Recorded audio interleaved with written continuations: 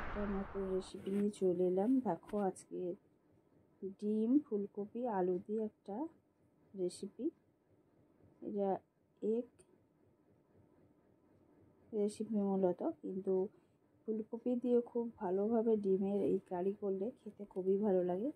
সেটাই তোমাদের সঙ্গে শেয়ার করছি। দেখো প্রথমে হচ্ছে কি ডিমগুলোকে আমি সিদ্ধ করে নিয়েছিলাম। নুন হলুদ মাখিয়ে ডিমগুলোকে খুব ভালো করে ভেজে নেব। ভাজা হয়ে গেলে ডিমগুলোকে তুলে নিতে হবে। কড়াইতে আরও কিছুটা তেল দিতে হবে, দিয়ে সিদ্ধ করে রাখা সামান্য বয়েল করে রাখা আলু ডুমো ডুমো কেটে রেখেছিলাম সেগুলোকে ভালো করে ভাজতে হবে। এর সঙ্গে ফুলকপিটাও সামান্য আমি একটু জলে সিদ্ধ করে রেখেছিলাম, সেটাও দিয়ে আলু আর ফুলকপি একই সঙ্গে ভেজে নিতে হবে।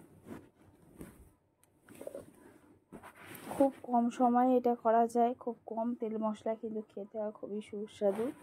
এবং এই ডিম ফুলকপির যে কম্বিনেশান, আরও ফুলকপি ডিমের অনেক কম্বিনেশান আছে, এটা তার মধ্যে একটা কম্বিনেশান যেটা খেতে খুবই ভালো লাগে। সিদ্ধ করা আলু আর ফুলকপিগুলোকে মোটামুটি একটু ভালো করে ভেজে নিতে হবে। এখানে তেমন কোনো মশলার প্রয়োজন হবে না। আদা রসুন পেঁয়াজ একসঙ্গে পেস্ট করেও রেখেছি। দেখো একটা টমেটোকে আমি কয়েকটা টুকরো করে সেটাও এর সঙ্গে ভেজে নিচ্ছি। এবার আগে থেকেই যে পেস্ট করে রেখেছিলাম পেঁয়াজ আদা রসুন, সেটাকে আমি দিয়ে দিচ্ছি। দিয়ে এই ফুলকপি আর আলুর সঙ্গে আরও ভালো করে ভেজে নিতে হবে। খুব ভালো করে ভাজা হয়ে গেলে ধীরে ধীরে মশলাগুলো দিতে হবে। দেখো প্রথমে আমি হাফ চামচ, খুব বেশি বললাম মশলা দেওয়ার প্রয়োজন নেই, হাফ চামচ হলুদ গুঁড়ো দিলাম, স্বাদ অনুযায়ী লবণ দিয়ে দেব, আর কিছুটা লঙ্কা গুঁড়ো দিয়ে দেবো। এখানে কাশ্মীরি লঙ্কা বা কাঁচা লঙ্কা তোমরা ব্যবহার করতে পারো, কিন্তু আমি এখানে শুধু এমনি লঙ্কা গুঁড়ো ব্যবহার করেছি। দিয়ে আরও কিছুক্ষণ আমি কষিয়ে দেবো মিনিট দুয়েকের মধ্যে। যেহেতু আলু আর ফুলকপি সিদ্ধ করা আছে, তাই খুব বেশি ভাজারও দরকার হবে না, আর এখানে অনেকটা ভাজাও হয়ে গেছে। এবার দেখো মোটামুটি সব কিছু ভালো করে কষানো হয়ে গেছে। এবার আমি জল দিয়ে দেবো। এখানটা আমি কিছুটা গরম জল করে রেখেছিলাম, সেই গরম জলটাই দিয়ে দেবো। তোমরা ঠান্ডা জলও দিতে পারো, তবে যেহেতু সবজি সিদ্ধ করা ছিল সেই কারণেই আমি এখানে গরম জল ব্যবহার করেছি।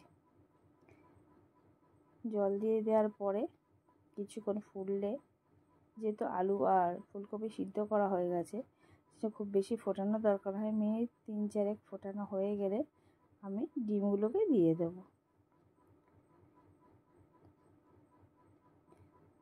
তা বন্ধুরা, এই রেসিপি যদি ভালো লেগে থাকে তাহলে অবশ্যই একটা লাইক করে দিও, কমেন্ট করে জানিও কেমন হয়েছে।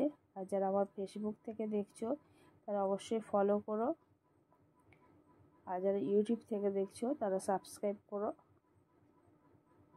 দেখো ডিমগুলোকে আমি দিয়ে দিচ্ছি, দিয়ে আরও মিনিট 2 আমি ফুটিয়ে রাখবো।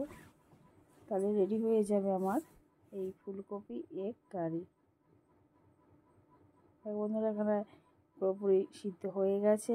এবার আমি এটাকে নামিয়ে নেব।